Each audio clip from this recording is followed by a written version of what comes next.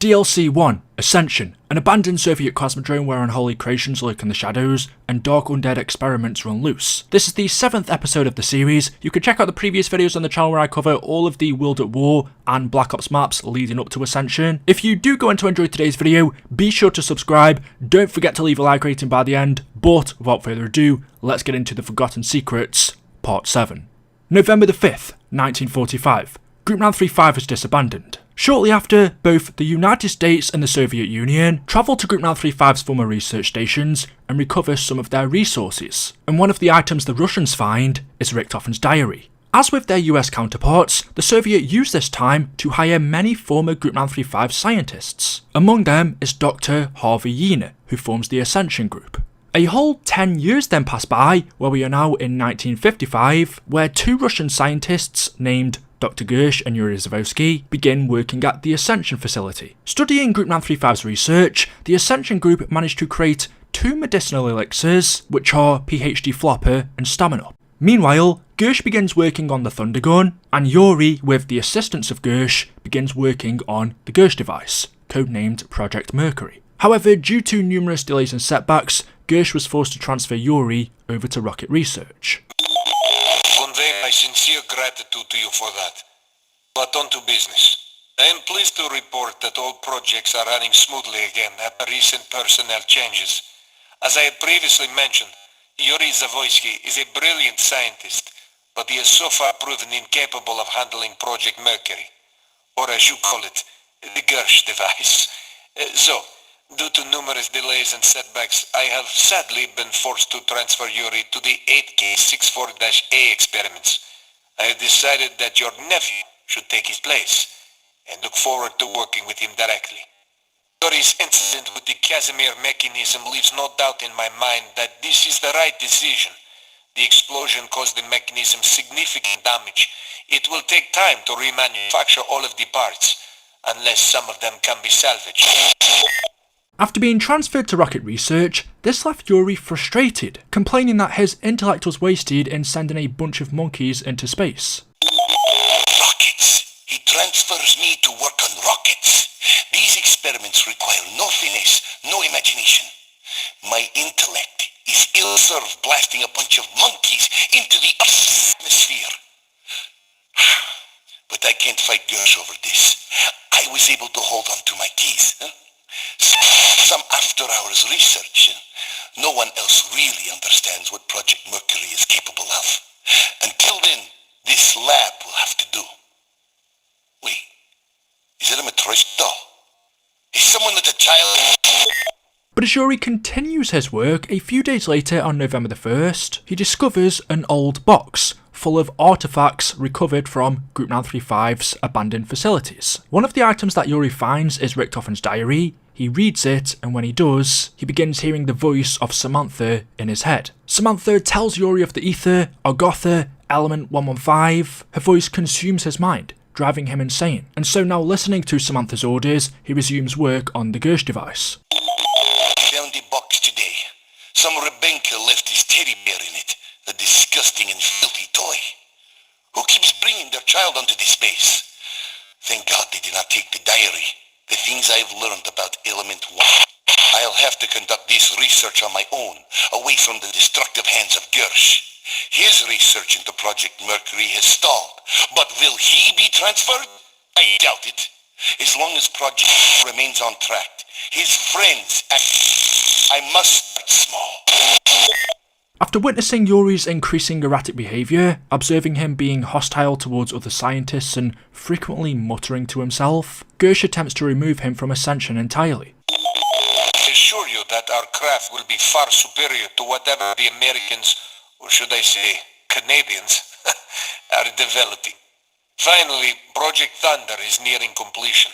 My staff has assured me that the remaining issues of the effective range and power cell size will be solved within the next few months. Oh, and also, you should know that Dr. Zavoysky does not appear to be adjusting to his new position.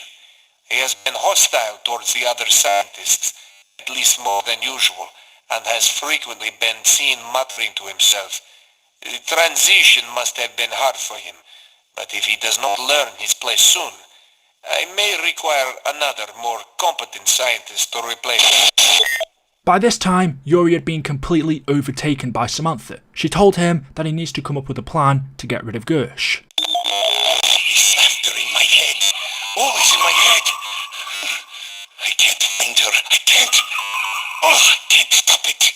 Keep it out. Why won't she leave me alone? Calm down, Yuri. Calm down. No, I won't. Shut up. You stop. Fine. Okay. I will.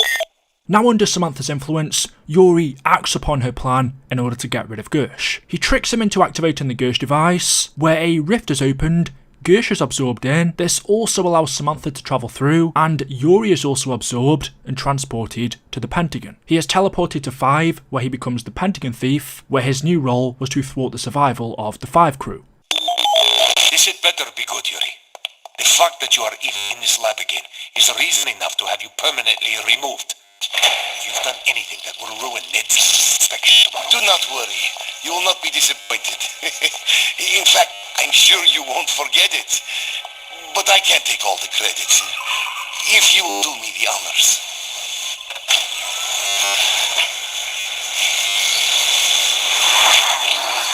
What the? No! Yuri!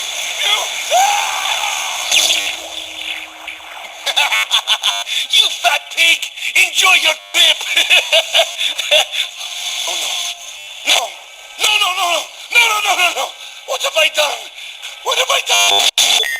A day after these events went down at Ascension, on November the 6th, 1963, the Ultimus crew of Richtofen, Takio, Nikolai and Dempsey take a lunar lander from Kino der Toten and use it to fly to the Soviet Cosmodrome. When they get here, they find Gersch trapped in the Casimir mechanism, and so they attempt to free him. Whilst exploring the facility, Richtofen recovers his diary, where he learns that they need the Vril device from Call of the Dead for the next part of his grand plan. But eventually, they free Gersch from the Casimir mechanism, where he then begins to travel the universe as an orb, and in return for Ultimus freeing him, Gersch sends them to their next destination via a rift. And that is the storyline of Ascension. Now, talking about the Easter eggs, there aren't as many on this map as there are with others, but the few that we do have are quite interesting. The first one being the musical Easter egg. The song is called, you know what, I'm not even going to try to pronounce it, but in order to play it, you have to find 3 bears around the map. That's pretty normal, but what's not is the bears are holding sickles. Besides from the bears, because this map takes place in Russia, you can also find 4 Matryoshka dolls. Each one is a different character. You can find Richtofen, Takio, Nikolai and Dempsey's. They are very funny, and when you press the interactive button on them, you will get a quote depending on who the player is. Along with this, you can find 3 red telephones. These could also be found on 5, since we know both of these maps are taking place at the same time. When you press the interactive button on these,